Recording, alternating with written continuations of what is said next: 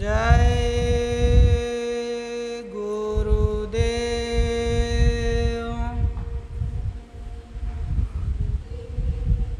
जय गुरुदेव नाम किसका,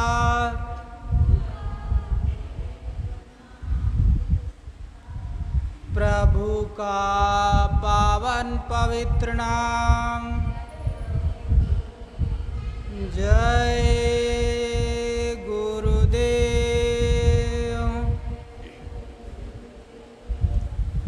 शब्द रूप में विराजमान परम पूज्य स्वामी जी महाराज के चरणों में तथा पूज्य महाराज जी के चरणों में कोटि कोटि नमन प्रणाम करते हुए सभी सत्संगी प्रेमी भाई बहनों को सादर जय गुरुदेव।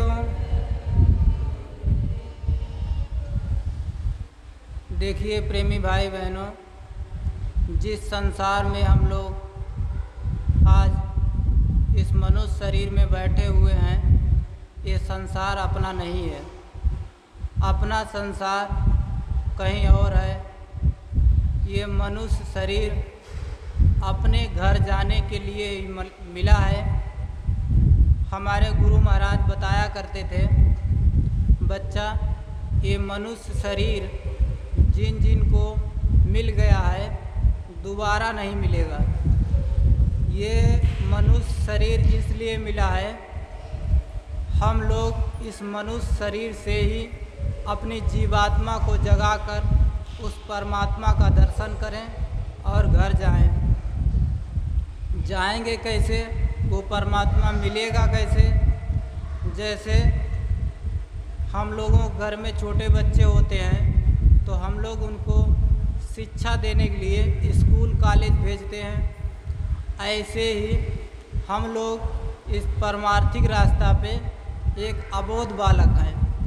तो हम लोग महात्माओं के दरबार में जब जाएंगे तो वो परमार्थिक शिक्षा देंगे, कैसे हम लोगों को जीना है, ये मनुष्य शरीर किस उद्देश्य के लिए मिला है, कैसे वो परमात्मा मिलेगा, कैसे उस परमात्मा का दर्शन होगा, ये सब महात्मा बताते हैं। गुरु महाराज बताया करते थे, सबसे पहले कबीर साहब आए, उसके बाद में नानक, दादू दरिया, भीखा, रविदास, गोस्वामी जी महाराज, राधा स्वामी जी महाराज, उसके बाद हमारे गुरु महाराज, आज इस समय पूज्य महाराज जी इस रास्ते को बता रहे हैं। ये मनुष्य शरीर किस लिए मिला है और कैसे उस परमात्मा को इसमें पाया जाता है। जैसे हम लोगों को सबको ये मालूम है कि शिव भगवान के तीसरी आँख थी, लेकिन हमारे गुरु महाराज इसके बारे में बताया करते थे, शिव भगवान के तीसरे आँख तो थी, लेकिन जितने भी संसार में हम लोग मनुष्य शरीर में हैं सबके तीसरी आँख है। वो तीसरी आँख खराब हो गई है, उसका इलाज महात्मा करते हैं। महात्माओं के पास हम जब जाएंगे वो उसकी जड़ी देंगे, नामदान देंगे, विधि बताएंगे, तब उस तरीके को हम आजमाएंगे। उसके बाद तीसरी आँख खुलती है। तीसरा कान भी हम लोगों के अंदर है। जैसे हम लोग देवी देवताओं के पूजा करते हैं और पूजा करते हैं, घंटा बजाते हैं, तो हम लोग कभी विचार नहीं अपने मन में करते हैं ये घंटा क्यों बजाया जाता है, क्यों ढोलक बजाई जाती है। हमारे गुरु महाराज इसके बारे में बताया करते थे कि ये जो घंटा है ये बाहर नकल है, घंटा शंख अंदर में बज रहा है। गुरु महाराज बताया करते थे, आपकी धर्म पुस्तकों में भी लिखा है, बिना बजाए निस्दिन बाजे, घंटा शंख नगारी रे, बहिरा सुन सुन मस्त हो, तन की सुधि विसारी रे। तो हम लोगों को विचार करना चाहिए। हम लोग किताब तो पढ़ते हैं, लेकिन हम लोगों को ये विचार करना चाहिए बिना बजाए कैसे बज रहा?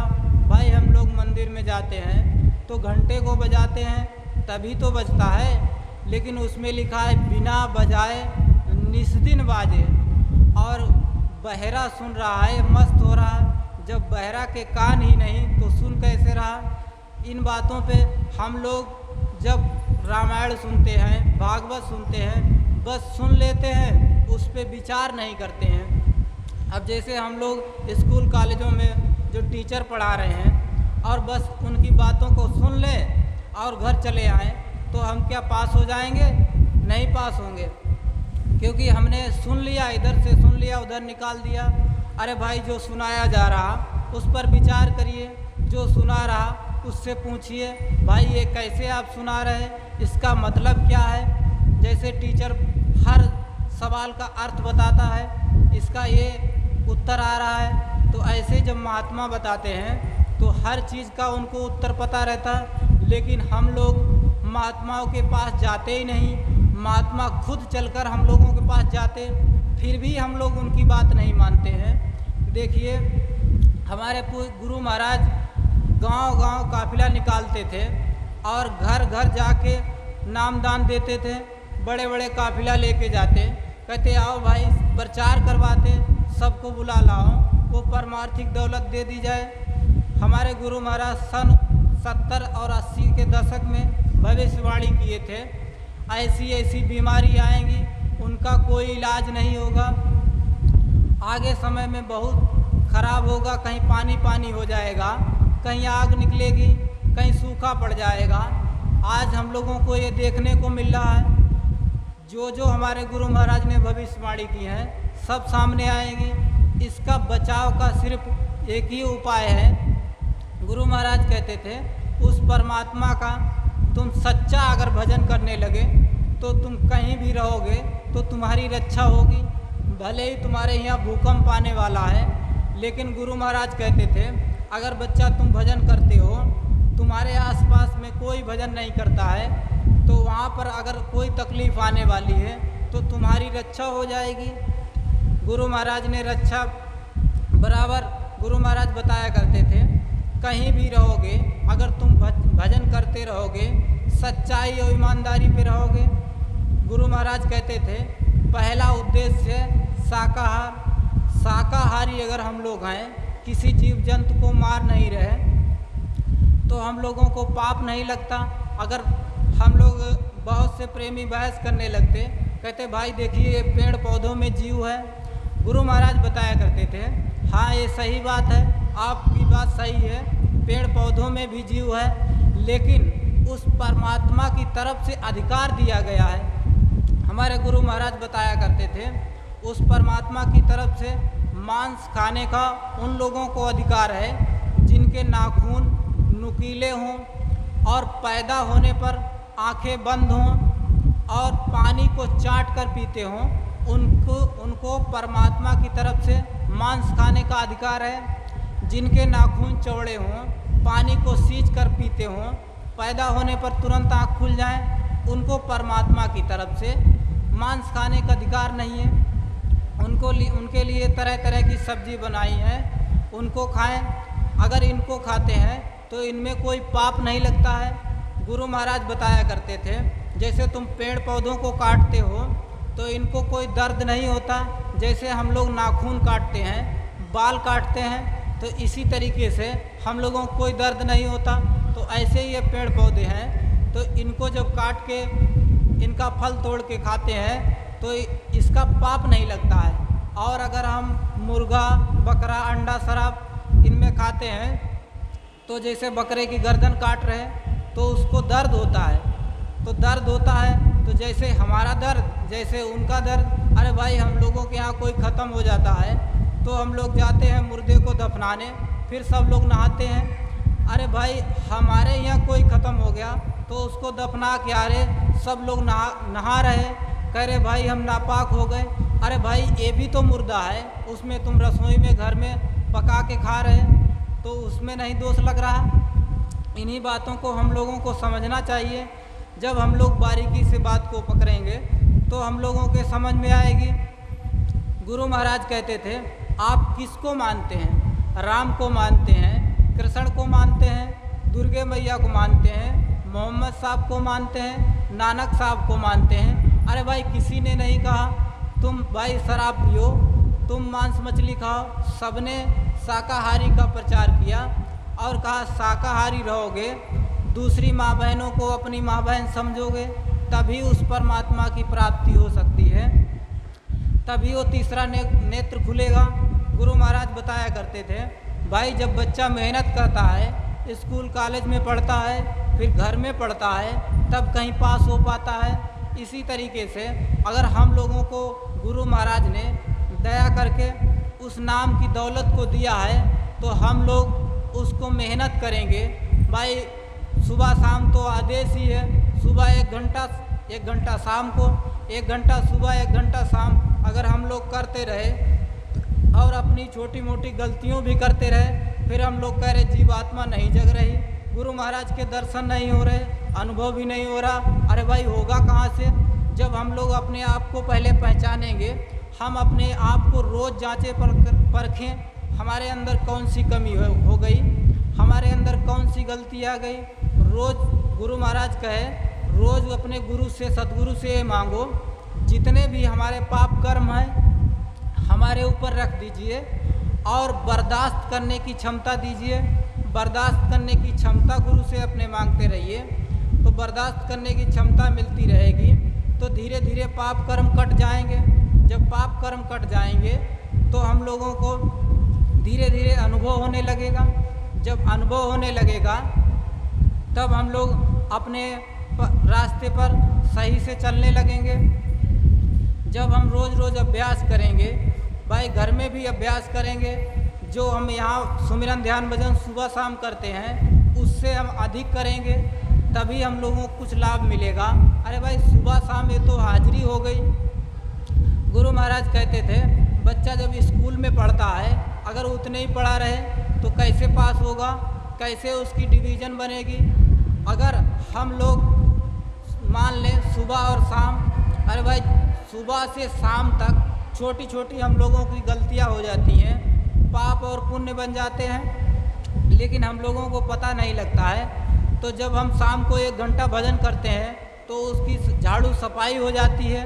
तो रात में जो बुरे बुरे स्वप्न आते हैं, चिंतन करते हैं, जब सुबह भजन करते हैं तो जो सुबह और शाम सुमिरन ध्यान भजन कर रहे हैं वो तो हम लोग केवल अपनी रोज़ की रोज़ सफाई कर रहे हैं, केवल हम लोगों का रोज़ का वो तो अभ्यास बना हुआ। अगर और हमको समय बढ़ाना है तब हमको अनुभव होगा। गुरु महाराज कहते थे, एक गुरु महाराज के पत्रिका में लिखा है, हम पढ़ रहे थे तो उसमें किसी ने पत्र में लिखा है, गुरु महाराज को पत्र एक प्रेमी लिख रहे हैं कि हुजूर हम आपसे नामदान लेके आए और 10 से 15 मिनट भजन करते थे, हमको वो शब्द सुनाई देता था, हल्का हल्का गुनगुनाहट की आवाज़ आती थी और उससे ज़्यादा वो आवाज़ बढ़ी नहीं। तो हमने उस जो 10-15 मिनट बैठते थे वो भी छोड़ दिया और हुजूर ऐसी कुछ दया कर दीजिए जो हमको डायरेक्ट आकाशवाणी घंटा संघ की आवाज़ सुनाई देने लगे और हमारी डायरेक्ट चढ़ाई होने लगी। तब स्वामी जी महाराज ने कहा देखो बच्चों तुम लोग हमको परेशान करते हो, अरे भाई जो कहा जाए उसको तो पहले करो। तुमको कहा गया 3 घंटे रोज़ भजन करो, उसके बाद भी अगर भजन नहीं बनता और अपने मन में किसी चीज़ की चाह मत रखो। अगर आपके मन में किसी चीज़ की चाह आ गई तब भी भजन नहीं बन सकता।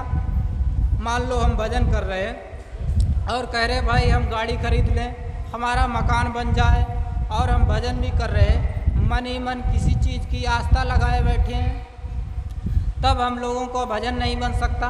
क्योंकि जो चीज़ हम मांग रहे हैं भजन में तो वो दया जो चीज़ मांग रहे हैं उस तरफ चली जाती है, जो चीज़ मांग रहे हैं उसी को पूर्ति करती है।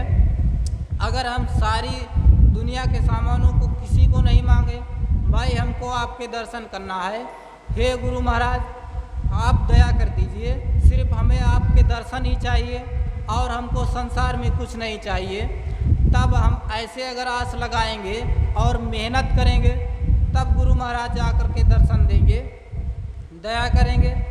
एक बार पूज्य महाराज जी कह रहे थे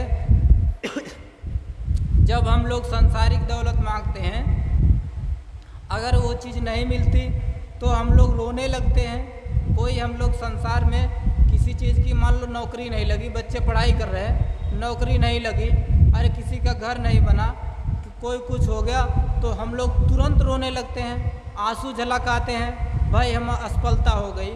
तो महाराज जी कह रहे थे देखो सांसारिक दौलत में आप रोने लगते हो नहीं मिलती है, और मिल जाती है तो खुश हो जाते हो।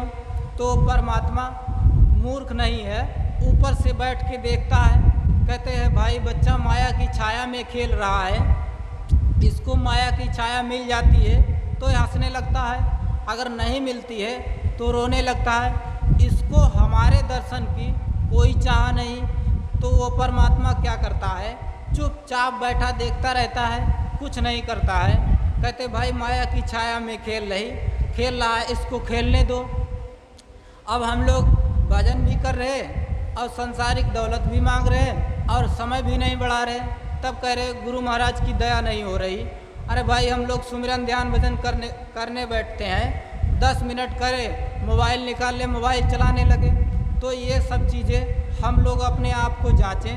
भाई 1 घंटे यहाँ सुमिरन ध्यान भजन करना है, ये पाठशाला है, अरे भाई कुछ भी हो, किसी का फ़ोन आए साइलेंट कर दीजिए, हमको यही इमरजेंसी काम है, इससे बड़ा कोई इमरजेंसी काम नहीं। स्वामी जी महाराज कहते थे भजन करना इतना आवश्यक है जो तुम्हारे लिए कोई काम उतना इमरजेंसी नहीं, क्योंकि भजन ही है जो हमारी जीवात्मा को ऊपर पहुंचा सकता।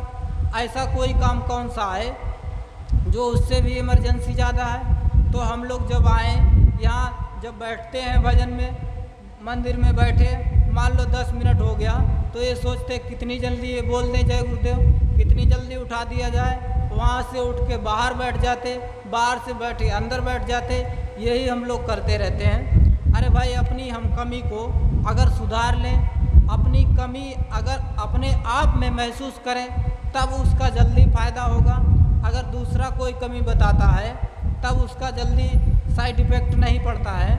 अगर हम लोग दूसरी की कमियों को छोड़कर अपने आप पर अपनी कमी देखते रहें तो धीरे धीरे सब लोग भजन करने लगेंगे। और मेन उद्देश्य मनुष्य शरीर का यही है, सिर्फ भजन। गुरु महाराज ने हम लोगों को बुलाया सिर्फ भजन के लिए और दूसरा कोई काम नहीं। गुरु महाराज बताया करते थे ये तुम्हारे 3 विषय हैं, सत्संग, सेवा और भजन। अगर तीनों विषय आपके सक्रिय हैं तो आप पास हो जाएंगे। अगर हम लोगों को मान लो कभी भी शरीर छूट सकता है, उसका भरोसा नहीं। गुरु महाराज एक बार सत्संग में सुना रहे थे, गुरु महाराज कहे सतयुग आएगा और काम तो होगा ही, उसकी तुम चिंता मत करो, लेकिन हमको चिंता इस बात की है। गुरु महाराज कहे मान लो आज ही आपका शरीर पूरा हो गया, कल ही पूरा हो गया, इसलिए मैं कहता हूँ ज़्यादा से ज़्यादा भजन करो। अब बहुत से प्रेमी भाई बहन कहते हैं अरे भाई सतयुग आएगा तब भजन कर लेंगे, सतयुग आएगा तब भजन करेंगे, तब हमारी जीवात्मा जाएगी।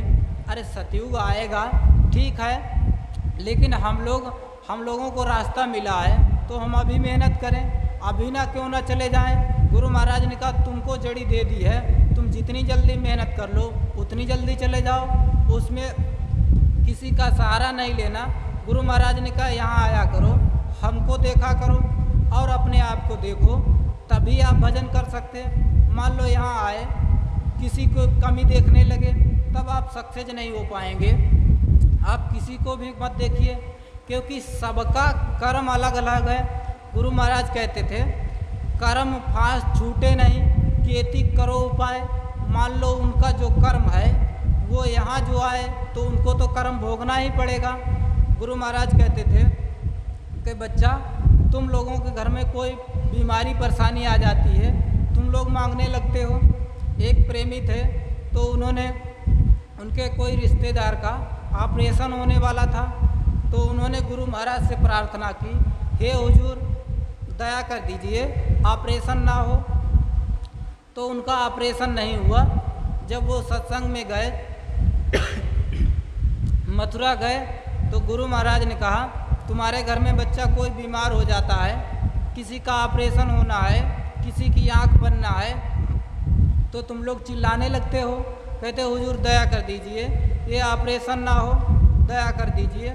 तो गुरु महाराज कहे फिर बच्चा मैं क्या करता हूँ, जो तुम भजन करते हो, जो तुम सेवा करते हो, जो तुम सत्संग सुनते हो, जो तुम सतगुरु के काम में समय देते हो, वो तुम्हारा जो परमार्थिक दौलत इकट्ठा रहती है, तो मैं उसी को काट करके उनको ठीक कर देता हूँ।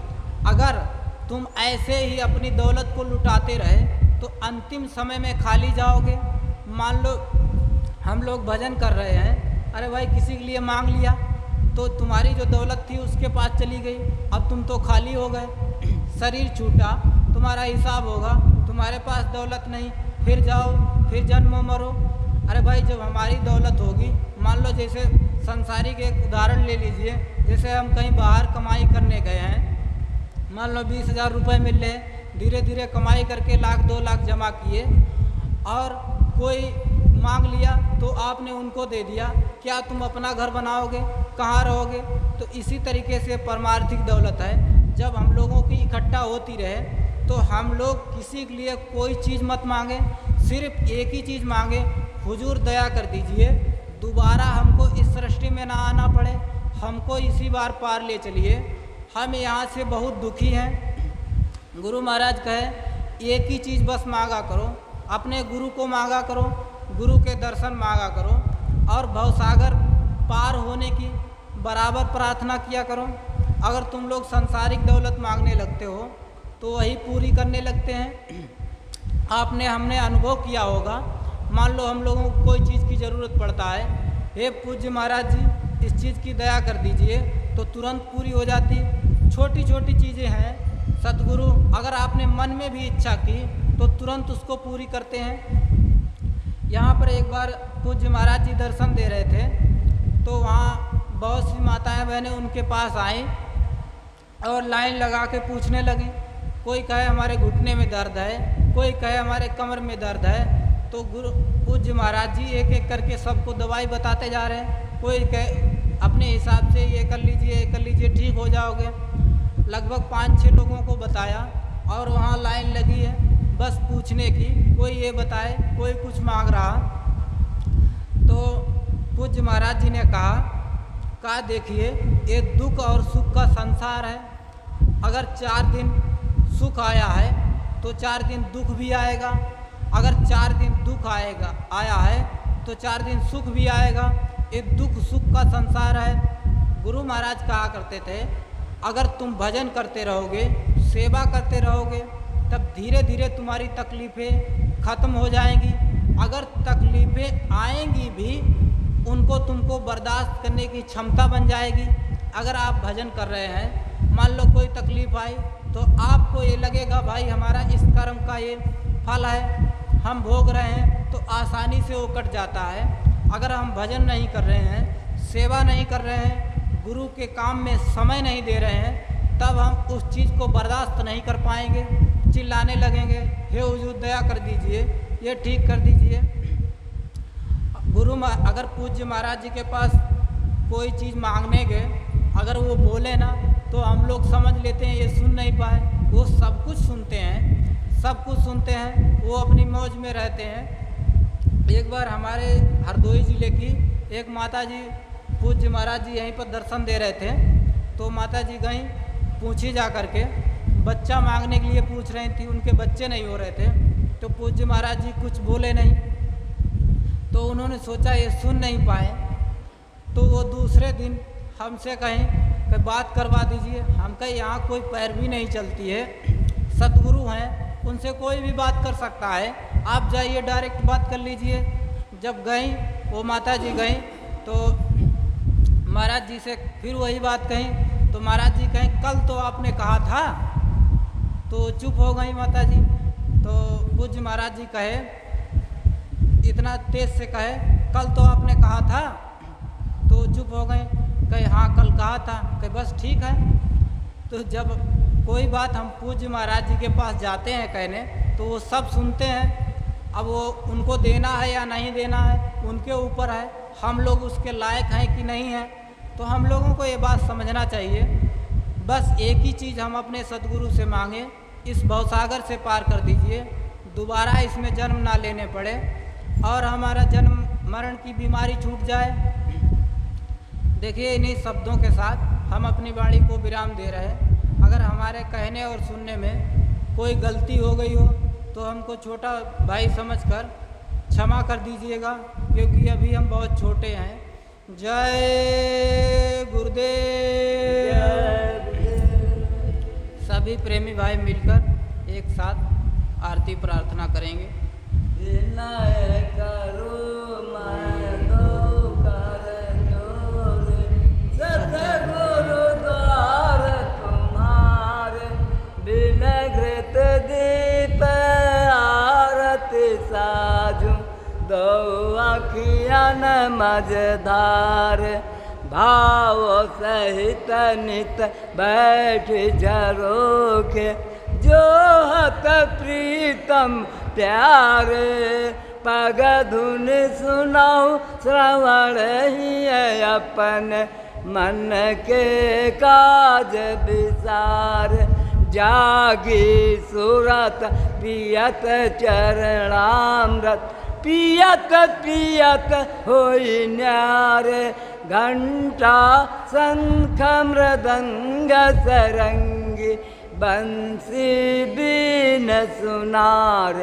जय गुरुदेव जी की आरती करती, गावत जय जयकार, विनय करूँ मैं दो कर जोर, सतगुरु द्वार तुम्हारे, मालिक द्वार तुम्हारे, दाता द्वार तुम्हारे, समर्थ द्वार तुम्हारे।